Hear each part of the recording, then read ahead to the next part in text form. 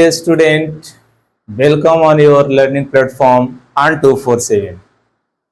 हम लोग voice complete कर चुके हैं पूरी तरह से। Voice of infinitive and voice of imperative sentence भी हम लोगों ने पढ़ चुका है। अब बारी है एक बार फिर से कंप्लीट रिवीजन करते हुए आपको वॉइस ऑफ ऑल टेंसेस का इंट्रोगेटिव सेंटेंस का वॉइस हम आपको बताएंगे, जिससे क्या होगा कि आपका एक बार फिर से कंप्लीट टेंस रिवीजन हो जाएगा, पूरा टेंस रिवीजन हो जाएगा, पूरा वॉइस रिवीजन हो जाएगा केवल और केवल आज के क्लास से। कैसे? क्योंकि हर एक टेंस हम बताएंगे आपको, हर एक टेंस का इंट्रोगेटिव सेंटेंस बताएंगे और उस सेंटेंस का हम वॉइस भी चेंज करना आपको बताएंगे। यानी वॉइस का रूल भी एक बार और आज सीख रहे हैं आप, और साथ साथ पूरा टेंस भी एक बार आप सीख रहे हैं आज।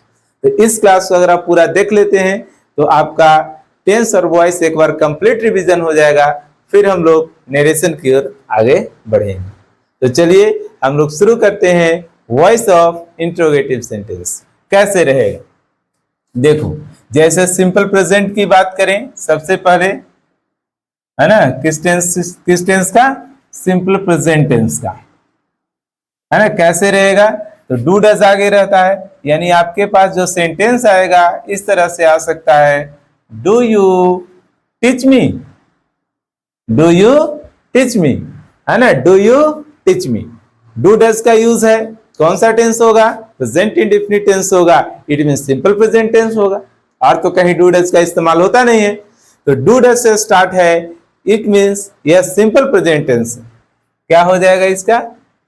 इंट्रोगेटिव सेंटेंस है, ये क्वेश्चन मार्क्स रहेगा यहाँ पे। जब आप चेंज करेंगे इसे तो बस क्या करना है, इसमें ऑब्जेक्ट आपको पहचानना है, कौन सा है? मी। तो मी के अनुसार आप क्या लगाएंगे? एम, है ना, एम आ गया। अगर एक्टिव इंट्रोगेटिव है, हेल्पिंग वर्ब से शुरू है, तो पैसिव भी हेल्पिंग वर्ब से शुरू रहेगा। Am I taught, am I taught by you, very simple, am I taught by you. और देखो एग्जाम्पल आप देख सकते हैं, जैसे आपने लिखा डज सी हेल्प यू। आप किसी से पूछ रहे हैं क्या वह तुम्हारी मदद करती है। अब चेंज कैसे करेंगे? यू आगे आएगा, यू सेंटेंस नया जो सब्जेक्ट बन रहा है इसका ये ऑब्जेक्ट है, पैसिव में ये सब्जेक्ट बनेगा। तो यू के लिए आप क्या इस्तेमाल करते हैं? आर, है ना, बहुत आसान। Are you helped by, are you helped by her, are you helped by her, very simple है। तो यानी इस एमआर को आपको आगे ले आना है नए वाले सब्जेक्ट के अनुसार, और फिर जो है सो सब्जेक्ट को रखना है, देन V3 यूज करना है और बाई प्लस एजेंट आपको लगा देना है। हो गया ये सिंपल पास्ट का।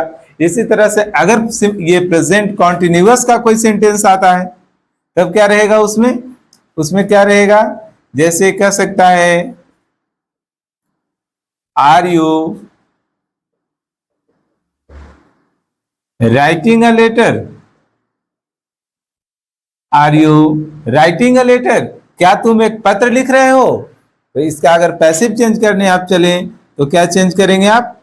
Is a letter, is a letter being written, है ना। याद करिए प्रेजेंट कॉन्टिन्यूअस में हम लोग V3 लगाने के पहले क्या लगाते थे? बीइंग लगाते थे।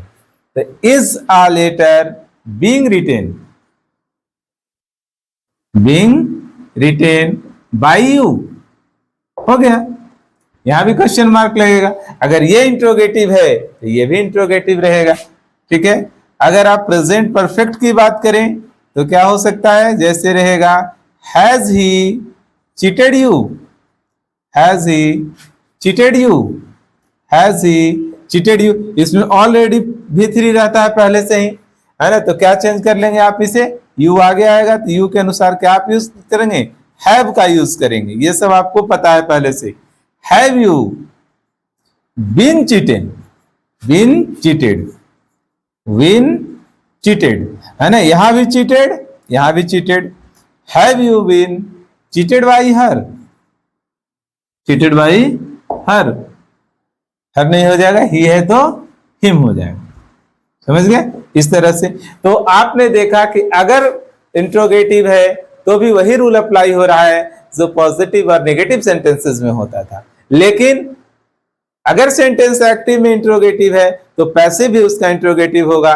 डू डज से कोई शुरू है तो जैसे वहां पर पॉजिटिव नेगेटिव में हम लोग चेंज करते थे तो is them are helping verb आता था प्रेजेंट इंडेफिनिट में, वैसे यहां भी आया है। ये आपका प्रेजेंट इंडेफिनिट का दोनों सेंटेंसेस है। ये सेंटेंस प्रेजेंट कॉन्टिन्यूअस का है, कैसे? आईएनजी लगा हुआ है। ये प्रेजेंट परफेक्ट का है, कैसे? हैव हैज का इस्तेमाल हुआ है। तो इस तरह से आप कंप्लीट जान चुके हैं कि अगर कोई इंटरोगेटिव सेंटेंस है तो अगर एक्टिव उसका इंटरोगेटिव है तो पैसिव इंटरोगेटिव फॉर्म में ही रहेगा। Very simple. अब हम लोग बात कर लें बचे हुए और कौन सा टेंसेस। जैसे हम बात करेंगे सिंपल पास्ट का, कि सिंपल पास्ट को रहेगा तो कैसे चेंज करेंगे आप, तो वहां भी यही बात है। वहां पे क्या हो जाएगा, आपको आगे में देखने को मिलेगा डिड देखने को मिलेगा, लेकिन जब चेंज करेंगे पैसिव में तो डिड समाप्त हो जाएगा। जैसे प्रेजेंट इंडेफिनिट में डू डज खत्म हो जाता है वैसे उसमें डिड खत्म हो जाता है। इसी का नाम हम लोग दे देंगे सिंपल पास्ट। कैसे है ना, क्या लिखा रहेगा? Did he beat you, did he beat you. Beat का देखना याद रखना थर्ड फॉर्म भी यही होता है, ये फर्स्ट फॉर्म है इसका, है ना। तो क्या हो जाएगा, यहाँ पे डिड है तो क्या होगा, यू आएगा। यू के लिए क्या यूज करेंगे आप, वाज या वर, तो वर यूज करेंगे। Were you beaten, were you beaten by him, were you beaten by him. और भी एग्जांपल देख सकते हैं आप, लेकिन हाँ डिड ही रहने वाला है आगे और कुछ नहीं। डिड यू लव हर, है ना, ये सेंटेंस भी हो सकता है। डिड यू लव हर, क्या तुम उससे प्यार करते थे, तो क्या हो जाएगा इसका, यहां से हर के लिए आएगा क्या, was she loved by you, was she loved by you। उसी तरह से अगर पास्ट कॉन्टिन्यूअस की बात करें तो क्या हो जाएगा, पास्ट कॉन्टिन्यूअस में वाज वेयर के साथ आईएनजी रहेगा। आई was helping them, I was helping them। इन ये तो पॉजिटिव हो गया, तो हम क्या इसके इंट्रोगेटिव हम आपको पढ़ा रहे हैं, तो was I से आप रख सकते हैं was he helping them, क्या वह उन लोगों की मदद कर रहा था, क्या वह उन लोगों की मदद कर रहा था, यही होगा।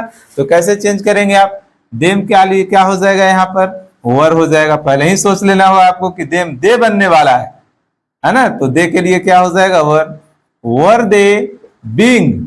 जैसे प्रेजेंट कॉन्टिन्यूअस में बीइंग लगता था वाज इज एम आर के बाद, उसी तरह से यहाँ पे वाज वेयर के बाद बीइंग का यूज यहाँ पे करेंगे, है ना। Were they being helped by her, him होगा, आप देख लें helped by him, helped by him. Very simple. अगर इसी तरह से अगर आप पास्ट परफेक्ट की बात करें तो पास्ट परफेक्ट की बात करेंगे तो हैड आगे आ जाएगा। कोई नेम ले लो यहाँ पे, had Mohan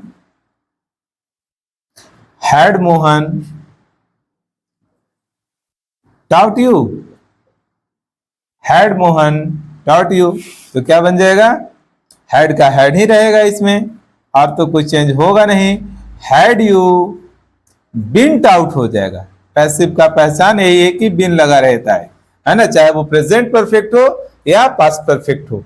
had you been taught by Mohan, had you been taught by Mohan.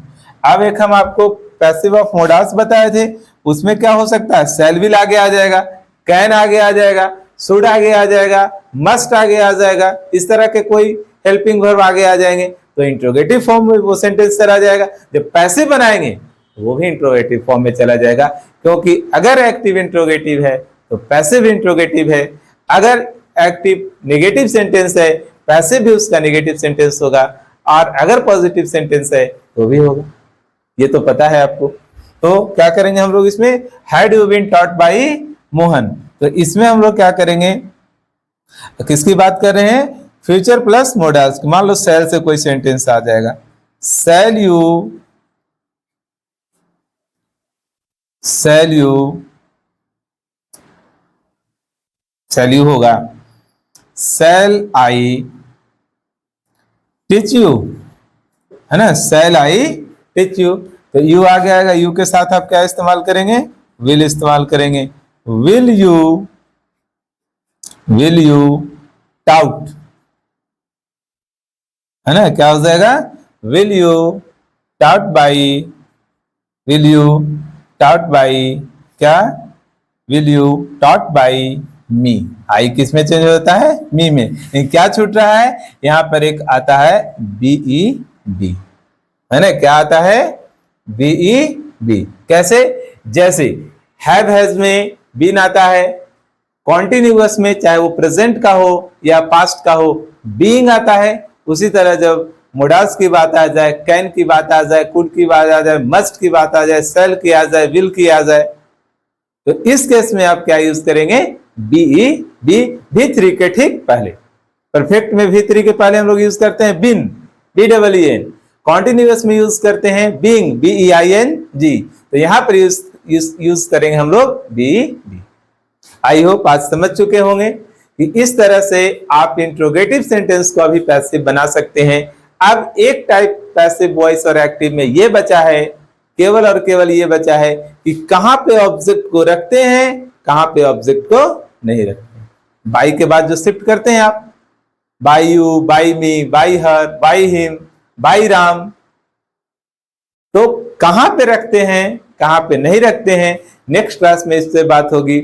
उसके बाद आप बेसिक ग्रामर का एक कॉन्सेप्ट आपका पूरी तरह से क्लियर हो जाएगा, एक टॉपिक पूरी तरह से क्लियर हो जाएगा।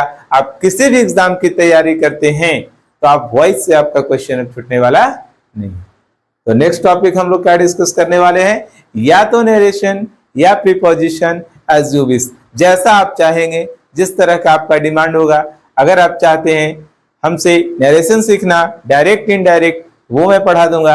अगर आप चाहते हैं कि नहीं प्रीपोजिशन का ज्यादा यूज है तो हम लोग प्रीपोजिशन डिस्कस कर लेंगे। Whatever you want, I am ready to discuss with you. If you want to know about narration, direct and indirect, I will ready. If you want to discuss preposition, then I will discuss with you preposition. If you want another topics, another chapter, then I am ready to teach you. तो आप लगातार अगर जुड़े रहते हैं तो नया कुछ न कुछ सीखते हैं। इस प्लेटफॉर्म की खासियत है कि हर एक दिन, एवरीडे कुछ न कुछ आपके लिए नया लेकर के आया जाएगा और आपको सिखाने का पूरा प्रयास किया जाएगा।